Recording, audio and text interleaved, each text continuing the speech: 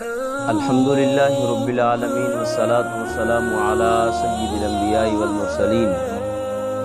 اما بعد فاعوذ باللہ من الشیطان اللعین الرجیم بسم اللہ الرحمن الرحیم۔ ناظرین کرام، احباب ذی وقار، جیسا کہ ہمارے ہاں ملک پاکستان میں اور کئی علاقہ جات میں جانوروں کے اندر ایک مخصوص قسم کی وبا جو ہے وہ پھیلی ہوئی ہے، اس حوالے سے جگر گوشہ غزالی زماں شیخ الحدیث و تفسیر صاحبزادہ غزالی زماں سیدی و سندی و مرشدی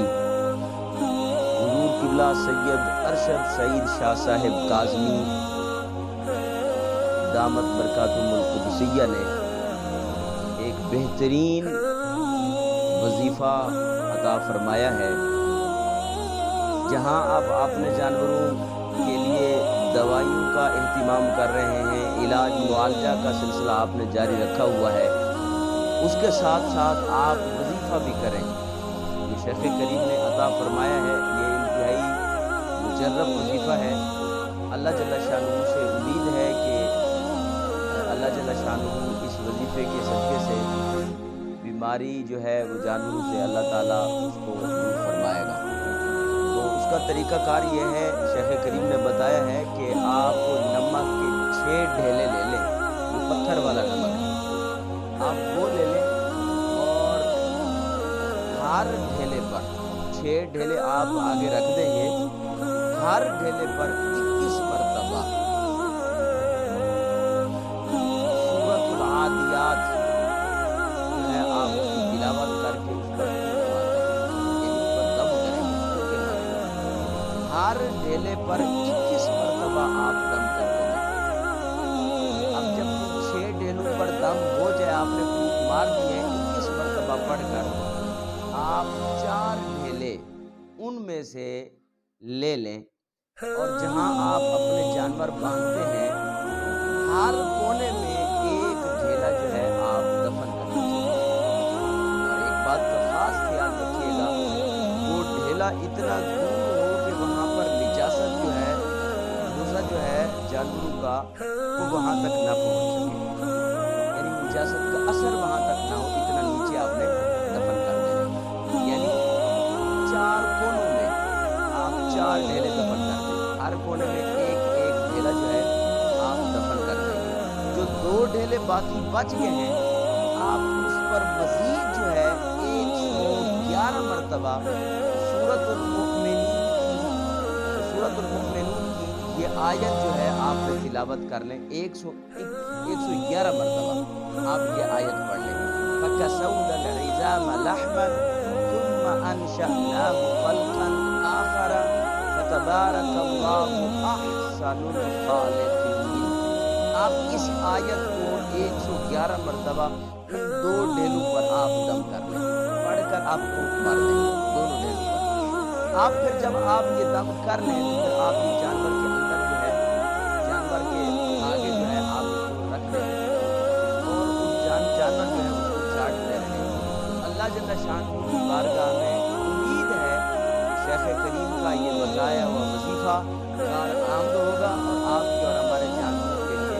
شفا کا سبب بنے گا۔ میں امید کرتا ہوں اللہ جل شانہ ہم سب کو یہ ایک مجرب وظیفہ ہے یہ کرنے کی توفیق مرحمت فرمائے، اور اس کے ساتھ ساتھ احباب ذی وقار ہمیں اللہ کی بارگاہ میں توبہ بھی کرنی چاہیے، اللہ کی بارگاہ میں جو ہے وہ رجوع بھی کرنا چاہیے اور غور کرنا چاہیے کہ یہ وبائیں کیوں آئی ہیں، اس کا راز کیا ہے اور اس کا سبب کیا ہے۔ اس کی طرف بھی ہمیں توجہ دینی چاہیے کہ ہمارا جو رزق ہے وہ کس طرح کا ہے، کہ انسان کو کم کھا لینا چاہیے، یقین جانیے، مگر وہ کھانا جو ہے وہ حلال ہونا چاہیے۔ اگر حلال رزق غلط طریقے سے کمایا جائے تو حرام بن جاتا ہے، اور اس سے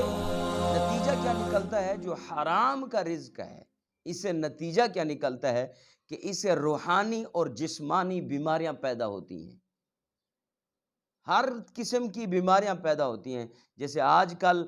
وبائیں جو ہیں یہ پھوٹی ہوئی ہیں، تو یہ اس بات کا سبب ہے کہ ہمارے رزق میں ملاوٹ ہو چکی ہے۔ ہمیں اللہ کی بارگاہ میں توبہ بھی کرنی چاہیے اور تدبیر بھی اختیار کرنا چاہیے، اور آئندہ کے لیے یہ سوچنا بھی چاہیے کہ جو ہمارے رزق ہیں وہ کس قسم کے ہیں۔ میں یہ نہیں کہتا ہوں کہ ہمارے رزق 100% جو ہے وہ حرام کے ہیں، یا کسی کا رزق کوئی حرام کا ہے اس لیے اس کا جانور بیمار ہو گیا ہے، میں یہ نہیں کہتا، لیکن ہمیں یہ غور کرنا چاہیے کہ ہمارا رزق جو ہے وہ کہاں سے آ رہا ہے اور کس طریقے سے جو ہے ہم کما رہے ہیں اور کہاں ہم خرچ کر رہے ہیں۔ اس کو ہر لحاظ سے ہمیں سوچنا چاہیے اور اللہ کی بارگاہ میں توبہ بھی کرنی چاہیے اور معافی بھی مانگنی چاہیے۔ میں دعا گو ہوں اللہ جل شانہ